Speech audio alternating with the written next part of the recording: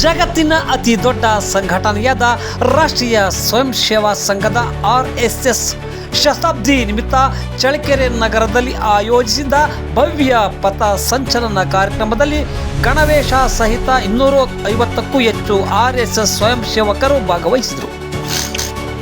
ಚಳ್ಳಕೆರೆ ನಗರದ ಗಾಂಧಿನಗರದ ಮುಖ್ಯ ರಸ್ತೆಯಿಂದ ಹೊರಟ ಆಕರ್ಷಿತ ಪಥ ಸಂಚಲನ ಗಾಂಧಿನಗರ, ಬಸವೇಶ್ವರ ವೃತ್ತ, ನೆಹರು ವೃತ್ತ, ಅಂಬೇಡ್ಕರ್ ವೃತ್ತದಿಂದ ತ್ಯಾಗರಾಜ ನಗರದ ಮುಖ್ಯ ರಸ್ತೆಯ ಮೂಲಕ ವಾಲ್ಮೀಕಿ ವೃತ್ತಕ್ಕೆ ಬಂದು ತಲುಪಿತು.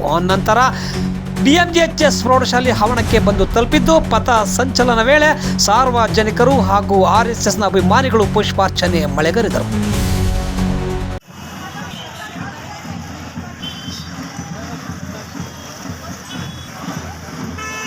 ಶತಾಬ್ದಿ ಅಂದರೆ 1925ರಲ್ಲಿ ಸ್ಥಾಪನೆಯಾದ ಈ ಒಂದು ಸಂಘ ದೇಶ ಪ್ರೇಮ ಹಾಗೂ ಧರ್ಮ ಜಾಗೃತಿ, ಭಾರತದ ಏಕತೆಗೋಸ್ಕರ ಜೀವನ ಮುಡುಪಾಗಿಟ್ಟ ಜಗತ್ತಿನಾದ್ಯಂತ ಲಕ್ಷಾವಧಿ ಇವ್ರನ್ನ ಕಾರ್ಯಕರ್ತರು ಇಟ್ಕೊಂಡಿದ್ದಾರೆ. ರಾಷ್ಟ್ರೀಯ ಸ್ವಯಂ ಸೇವಕ ಈ 2025ಕ್ಕೆ ವಿಜಯದ 100ನೇ ವರ್ಷದ ಸಂಭ್ರಮ ಆಚರಿಸ್ಕೊತಾ ಇದೆ. ಈ ಒಂದು ಸಂಭ್ರಮನ ಭಾರತದಾದ್ಯಂತ, ಜಗತ್ತಿನಾದ್ಯಂತ ಸಹ ರಾಷ್ಟ್ರೀಯ ಸ್ವಯಂ ಸೇವಕ ಸಂಘ ಆಚರಿಸ್ಕೊಂಡು ಬರ್ತಾ ಇದೆ.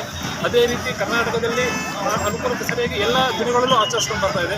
ಚಳ್ಳಕೆರೆಯಲ್ಲಿ ಈ ದಿನ ಅಂದರೆ 19ನೇ ತಾರೀಕು ನಾವು ಇಲ್ಲಿ ಒಂದು ತೀರ್ಮಾನ ತಗೊಂಡು ಮೇಲ್ಗಡೆ ಆದೇಶದಂತೆ ಈ ದಿನ ನಾವು ಶತಾಬ್ದಿಯನ್ನು ಆಚರಿಸ್ತಾ ಇದ್ವಿ.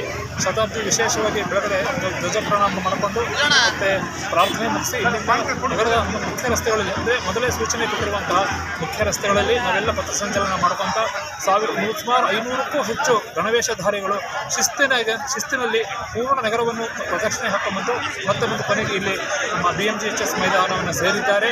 ಇವತ್ತಿನ ಮುಗಿಸ್ಕೊಂಡು ಕಾರ್ಯಕ್ರಮ ಮುಗಿಸ್ಕೊಂಡು ಎಲ್ಲರಿಗೂ ಪ್ರಸಾದ ವಿತರಣೆ ಕಾರ್ಯಕ್ರಮ ಇದೆ. ಮುಗಿಸ್ಕೊಂಡು ಎಲ್ಲರೂ ಅವರ ಮನೆಗೆ ಎಲ್ಲ ರೀತಿಯಿಂದ ಒಂದು ಸಾಮ್ಯತೆಯಿಂದ ನಡ್ಕೊಂಡು ಹೋಗಿದ್ದ ಕಾರ್ಯಕ್ರಮ. ಇದಕ್ಕೆಲ್ಲ